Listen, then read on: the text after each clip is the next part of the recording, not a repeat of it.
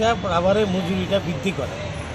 সেখানে দেখা যাইতেছে মজুরি বৃদ্ধির কোনো রকম পরিকল্পনা কর্তৃপক্ষের নাই, যার জন্য আমরা লেবার কর্তৃপক্ষের কাছে ডেপুটেশনে মিলিত হই বিষয়টা সেখানে পদক্ষেপ গ্রহণ করার জন্য। লেবার দপ্তর সেখানে একটা ভূমিকা বরাবরই আমরা লক্ষ্য করেছি, গত লেফটেন্যান্ট আমলের সময় একটা সদর্থক ভূমিকা পালন করতেন। লাস্ট এই 7.5 বছরের মধ্যে আমরা দেখলাম এই ভূমিকাটা একেবারে নেগেটিভ, নেতিবাচক।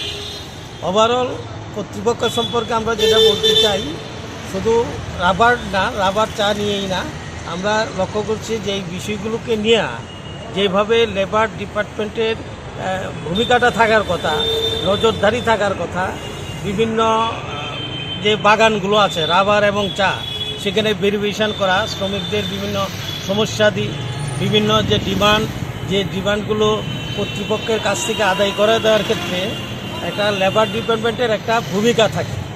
এটা আমরা লক্ষ্য করছি যে লাস্ট এই যে 6-7 বছর ধরে সেটা একেবারে নেতিবাচক। এই জন্য আমরা এটা স্মরণ করিয়ে দেওয়ার জন্য এই কাছে আসা আমরা 7 জনের প্রতিনিধি দল আমরা এখানে মিলিত হই।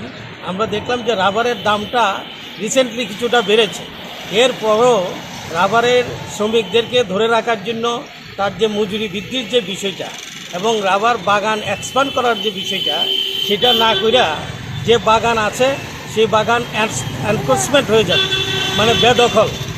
সেখানে কর্তৃপক্ষেরও যেমন কোনো রকম হেলদোল নাই, আমরা কর্তৃপক্ষের সাথে মিলিত হই, লেবার ডিপার্টমেন্টও সেই জায়গাটার মধ্যে একটা ভূমিকা গ্রহণ করতে পারে।